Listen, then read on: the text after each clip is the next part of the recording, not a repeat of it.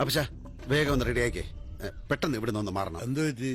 ഒന്നുമില്ല, ചിലപ്പോ ഇവിടെ ഇപ്പൊ പോലീസ് വരും. പോലീസോ? അതാ ഹിയറിംഗ് കഴിയാതെ. ഹിയറിംഗിന്റെ പേപ്പർ 2 ദിവസം വൈകിയല്ലേ വന്നത്. ഇതിലെന്തോ പന്തികേടുണ്ടെന്നാ തോന്നുന്നത്. അപ്പച്ചൻ ഇവിടെ ഉണ്ടോന്ന് അറിയാനുള്ള ഫോണും പുറത്ത് പത്രക്കാരും എന്തിന്റെ ഒരുക്കം പോലെ. എനിക്ക് ചിലപ്പോ തോന്നാവും, പക്ഷെ അപ്പച്ചന്റെ കാര്യത്തിൽ എനിക്ക് റിസ്ക് എടുക്കാൻ മേല. ഒരു മുൻകരുതൽ എന്ന നിലയിൽ അപ്പച്ചൻ ഇവിടെ നിന്ന് മാറണം. നീ ഇങ്ങനെ പേടിച്ചാലോ? പോലീസ് വരുന്നൊക്കെ വരട്ടെ, ഞാൻ കൊന്നിട്ട് മോഷിച്ചിട്ടൊന്നുമില്ലല്ലോ. അപ്പച്ചൻ ഇവിടുന്ന് പോലീസ് ഇറക്കിക്കൊണ്ടുപോയാൽ പിന്നെ ഞാൻ ജീവിച്ചിരുന്നിട്ട് കാര്യമുണ്ടോ? അപ്പച്ചൻ വേഗം റെഡിയാവ്. അമ്മ എന്നേ അപ്പച്ചനെ 2 ഷർട്ടും മുണ്ടും എടുത്ത് ബാഗിലാക്ക്. എന്താ വല്യമ്മച്ച എന്നേ അപ്പച്ചന്റെ ബ്രഷും പേസ്റ്റും സോപ്പൊക്കെ ഒന്ന് എടുത്തേ. എന്താ ഉണ്ടായത്?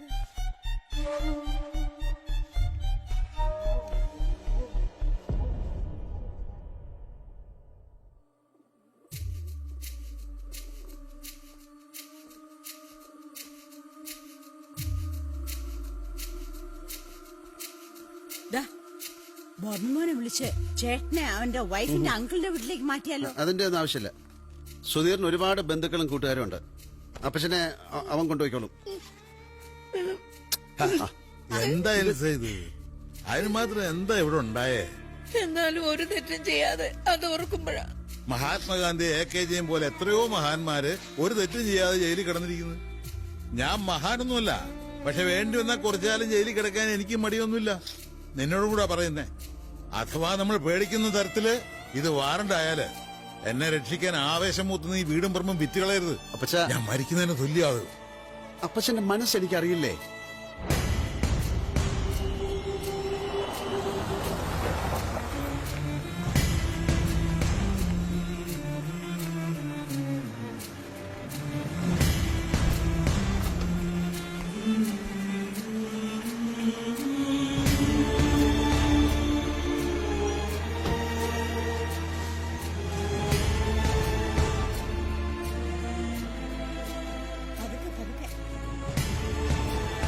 എന്താ? ഇല്ല, ഒന്നുമില്ല, പിന്നെ പറയാം.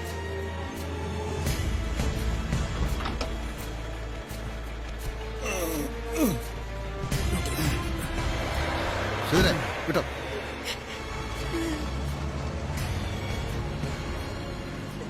അമ്മ പേടിക്കാതിരിക്കെ അപ്പച്ചനൊന്നും സംഭവിക്കില്ല. മത്തായി, വണ്ടി എടുത്ത് മാറാം, ഇല്ലെങ്കിൽ ഇടിച്ച് തെറിപ്പിക്കും ഞാൻ. പന്നി ചോണയുണ്ടെങ്കിൽ തെറിപ്പിക്കടാ, ഇത് പൊതുവഴിയാ, ഞങ്ങൾക്ക് തോന്നിയ പോലെ വണ്ടി ഇടും. ഏയ്, എന്താ ഇത്? നിങ്ങൾ ദയവ് ഇത് വണ്ടി മാറ്റേ.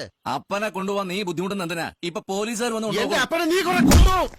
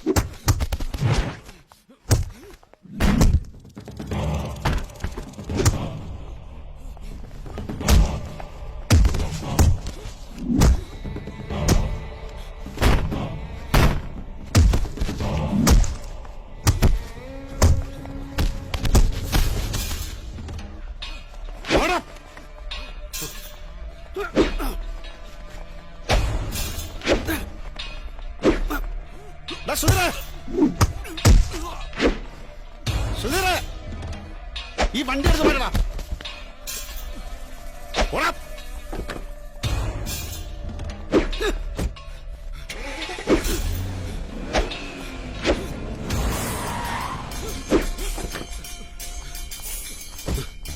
അപ്പച്ചനെ കിട്ടോ?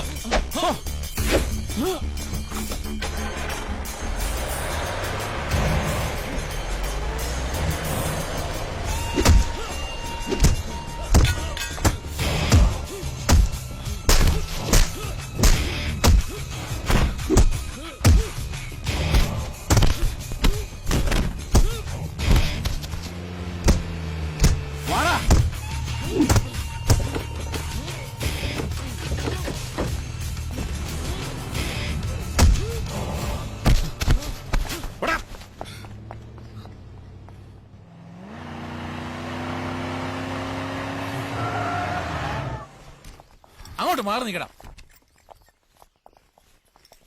ആരാ ജെർമിയാസ്? ആ എന്റെ അപ്പച്ചനാ. എന്താ കാര്യം? 65 പ്രകാരം ഒരു അറസ്റ്റ് വാറണ്ട് ഉണ്ട്. അതിനെന്തിനാ സാറേ ഈ വിലങ്ങൊക്കെ? എന്റെ അപ്പച്ചൻ കൊലപാതകമൊന്നും അല്ലല്ലോ. എന്താടാ പ്രതികളെ എങ്ങനെ കൊണ്ടുപോകണമെന്ന് നീ എന്നെ പഠിപ്പിക്കാനടാ? സർ, അകത്ത് കയറി ആളെ കസ്റ്റഡിയിലെടുക്ക്. സാറേ, അയാള് ഇവന്റെ കൂട്ടുകാരൻ സുധീറിന്റെ കൂടെ കുറച്ചു മുമ്പ് സ്ഥലം വിട്ടതേ ഉള്ളൂ. എവിടെ പോയതാടാ? എനിക്കറിയില്ല. സത്യം പറയടാ, ഇടിച്ചു നിന്നെ. സർ, അറസ്റ്റ് വൈകിയാൽ കാര്യങ്ങൾ കൂടുതൽ വഷളാവും. അത് വാർത്തയാവും. ടിവിയിൽ വലിയ ഇൻഫ്ലുവൻസ് ഉണ്ടായിട്ടൊന്നും കാര്യമില്ല.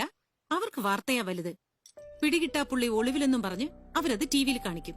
വയസ്സുകാലത്ത് സ്വന്തം അപ്പന് അങ്ങനെ ഒരു അപമാനം ഉണ്ടാക്കി കൊടുക്കണോ? എവിടെയെന്ന് വെച്ചാ പറ, ഞങ്ങൾ ചെന്ന് കസ്റ്റഡിയിലെടുത്തോളാം. എന്റെ അപ്പനെ കസ്റ്റഡി കിട്ടിയിട്ട് നിങ്ങൾ ആരും കിടന്നുറങ്ങാമെന്ന് വിചാരിക്കണ്ട. നിങ്ങളെ ഇങ്ങോട്ട് അയച്ച സാറന്മാരോട് പോയി പറഞ്ഞേക്ക് അവരുടെ ഒരു ഉദ്ദേശങ്ങളും നടക്കാൻ പോകുന്നില്ലെന്ന്. നീ ആരെയായി വരട്ടുന്നേ? 24 മണിക്കൂറിനകം നിന്റെ അപ്പനെ ഞാൻ പൊക്കിയിരിക്കും. പൊക്കിക്കോ.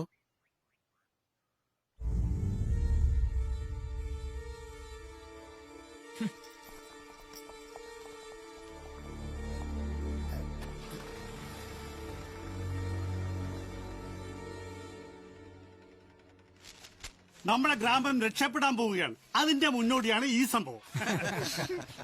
ജെർമിയാസിന്റെ ഫോട്ടോ കുറച്ച് വലിപ്പത്തിലാകായിരുന്നു. തെളിച്ചവും പോരാ. അയാൾക്ക് ഓസ്കാർ അല്ല, അറസ്റ്റ് വാറന്റാ കിട്ടിയിരിക്കുന്നത്. സർക്കാർ നടക്കാനുള്ള തുക അടക്കാത്തതിനാ അറസ്റ്റ് വാറന്റ്. ടൗൺഷിപ്പ് കമ്പനിയുടെ പ്രസിഡന്റ് ആയിട്ട് അച്ഛൻ എവിടെ പോയിരിക്കുകയായിരുന്നു. എത്രയും പെട്ടെന്ന് ജെർമിയാസിനെ പള്ളി കമ്മിറ്റി പുറത്താക്കണം. ഒരു പള്ളി കമ്മിറ്റിക്കാരൻ പോലീസ് കേസിൽപ്പെട്ട് ഒളിവിൽ പോകുന്നതേ ഇടവൊക്കെ കുറച്ചില്ല. ഇവിടെ ടൗൺഷിപ്പ് വരുവോ? അതിനെ കുറിച്ച് എന്തെങ്കിലും പത്രത്തിലുണ്ടോ? അതിലെന്താ ഇത്ര സംശയം? ജെർമിയാസ് അകത്തായാൽ അതിനെ നാണക്കേടും സഹിച്ചുകൊണ്ട് മത്തായിക്ക് കുടുംബത്തിലൂടെ കഴിയാൻ പറ്റുമോ? അപ്പന്റെ ബാധ്യത തീർക്കാൻ മത്തായിക്ക് സ്ഥലം കൊടുത്തേ പറ്റൂ. ജെർമിയാസിനെ പോലീസ് ഒന്ന് പിടിച്ചോട്ടെ. ഇവിടെ ടൗൺഷിപ്പ് വന്നിരിക്കും മക്കളെ. ഇനി സെക്യൂരിറ്റി പണിക്കുള്ള ടോർച്ചും വടിയും പിടിച്ചുള്ള പരിശീലനം തുടങ്ങണം.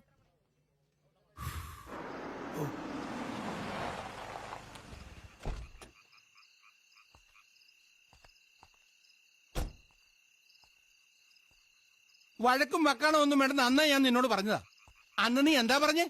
എനിക്ക് പോളിസി കിട്ടാനാണെന്ന്. ഇപ്പൊ സമാധാനമായല്ലോ. ചിറ്റപ്പൻ എന്താ വേണ്ടേ? എനിക്ക് ദണ്ണം ഉണ്ടാ. എന്നെ കൈ പിടിച്ച് നടത്തിയിട്ടുള്ളയാളാ ജെർമിയാസ് ചേട്ടൻ. ചേട്ടനെ വഴിയാതാരാക്കാൻ ഞാൻ സമ്മതിക്കത്തില്ല. എത്രയും പെട്ടെന്ന് ഈ വീടും സ്ഥലവും വിറ്റ് കേസ് അവസാനിപ്പിച്ചേക്കണം. ഈ വീട് സ്ഥലം കൊടുക്കാനേ ഞാൻ ഉദ്ദേശിക്കുന്നില്ല. അപ്പച്ചൻ അത് തന്നെ പറഞ്ഞ. ജെർമിയാസ് ചേട്ടൻ അഭിമാനിയാ. ചേട്ടൻ അതേ പറയൂ. ഓ, ഉടനെ അതൊരു സൗകര്യമാക്കി എടുത്തല്ലേ. അപ്പോഴൊരു ആപത്ത് വന്നപ്പോ പറയുന്നു കേട്ടില്ലേ? പിന്നെ നീ എന്ത് ചെയ്യാൻ പോകുന്നു? സർക്കാരിനെതിരെ കേസ് കൊടുക്കാൻ പോകുന്നു? അതോ കൊടി പിടിക്കാൻ പോകുന്നു? എന്റെ അപ്പച്ചനല്ലേ, വേണ്ട ഞാൻ ചെയ്തോളാം. അങ്ങനെ പറഞ്ഞൊഴിയാൻ നോക്കണ്ട. ഇതേ കുടുംബത്തിന്റെ അഭിമാന പ്രശ്നമാണ്. പുത്തമ്പുരയ്ക്കലിൽ നിന്ന് വരെ ആരും ജയില് കണ്ടിട്ടില്ല. ജയില് കണ്ടിട്ടില്ലെങ്കിൽ കുടുംബത്തോടെ വണ്ടി പിടിച്ച് ജയിലിലേക്ക് ടൂർ പോകണം. ഞങ്ങൾ ഈ കഷ്ടപ്പെടുന്ന സമയത്ത് പുത്തം പറിക്കുന്ന ആരും കണ്ടിട്ടില്ലല്ലോ. ഇതൊക്കെ ഉണ്ടായപ്പോഴല്ലേ ഈ ബന്ധം കൊണ്ടുവന്ന. അമ്മ മിണ്ടായിരിക്കമേ. ഇത് അപ്പച്ചനോടുള്ള സ്നേഹം കൊണ്ടൊന്നുമല്ല, നാട്ടുകാരുടെ ഒത്താശ കൊണ്ട് ഇറങ്ങിയിരിക്കുക. എന്റെ അപ്പച്ചനെ ഞാൻ ജയിലിലേക്ക് അയക്കില്ല. എനിക്ക് അതിന് ആരുടെ സഹായം വേണ്ട. നീ ഇതേ പറയുമെന്ന് എനിക്കറിയാം. എന്നിട്ട് ഒടുക്കം പശുവും കൃഷിയും പോകാതിരിക്കാൻ സ്വന്തം അപ്പനെ കുരുതി കുടിക്കുകയും ചെയ്യും.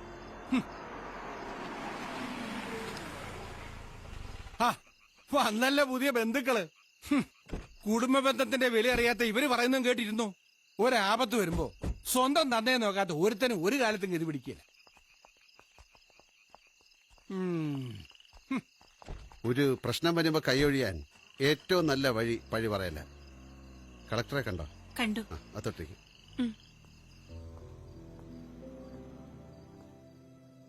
കളക്ടർ നിരപരാധിയാണ്. നോട്ടീസ് 15-ാം തീയതി തന്നെ ഇഷ്യൂ ചെയ്തു. കളക്ടറുടെ ഓഫീസ് ക്ലർക്ക് പിടിച്ചു വെച്ചതാ. കളക്ടർ അറിയാതെയാ? അതെ, ഈ ക്ലർക്ക് യൂണിയന്റെ വലിയ ആളാ. അയാൾക്കെതിരെ ഒരു നടപടി പാടാ. മാത്രമല്ല, നിങ്ങളെ ഹിയറിംഗിനും കണ്ടില്ലല്ലോ. നിങ്ങൾ കുഴപ്പക്കാരാണെന്ന് കളക്ടറുടെ ഓഫീസിലുള്ളവരും SFCക്കാരും പറയുകയും ചെയ്തു. അതൊക്കെ വിശ്വസിച്ച കളക്ടർ അറസ്റ്റ് വാറന്റിൽ ഒപ്പുവെച്ചത്. ഇനി അത് പിൻവലിക്കാൻ നിന്നാൽ ഒടുക്കം കളക്ടർ കുടുങ്ങും. ഏതായാലും അപ്പച്ചനെ അകത്താക്കാനുള്ള അവരുടെ ആവേശം കൊണ്ടൊരു ഗുണം കിട്ടി. സാധാരണ 65 പ്രകാരം അറസ്റ്റ് ചെയ്യണമെങ്കിൽ അതിനുള്ള നോട്ടീസ് തഹസിൽദാർ വഴി വില്ലേജ് ഓഫീസിൽ അയച്ച് പ്രതിക്ക് കാശടയ്ക്കാനുള്ള സാമ്പത്തിക സ്ഥിതി ഉണ്ടോ എന്നുള്ള റിപ്പോർട്ട് കിട്ടണം. ചട്ടം ലംഘിച്ച് നടത്തിയ അറസ്റ്റ് വാറന്റിനെതിരെ നാളെ തന്നെ കോടതിയിൽ നിന്ന് സ്റ്റേ വാങ്ങിക്കാമെന്ന് സുനിത വക്കീല് പറഞ്ഞു. അപ്പച്ചനോട് എങ്ങനെയുണ്ട്? സുധീർ ആദ്യം വിളിച്ചായിരുന്നു. പോലീസ് നമ്പർ ട്രേസ് ചെയ്യാൻ സാധ്യതയുള്ളതുകൊണ്ട് ഞാൻ വിളിക്കേണ്ടെന്ന് പറഞ്ഞു. അപ്പച്ചൻ അവിടെ പ്രശ്നമൊന്നും ഉണ്ടാവില്ല. സുധീറും കൂട്ടുകാരനും കുടുംബവും ഒക്കെ ഉണ്ട്. ആരൊക്കെ ഉണ്ടായിട്ടെന്താ? നിന്റെ അപ്പച്ചന് കാലി നീരി വന്ന് ആരോടെങ്കിലും പറയുമെന്ന് തോന്നുന്നുണ്ടോ? ആരോടും ഒന്നും പറയാതെ എല്ലാം സഹിച്ച് അത് ഓർക്കുമ്പോഴാ.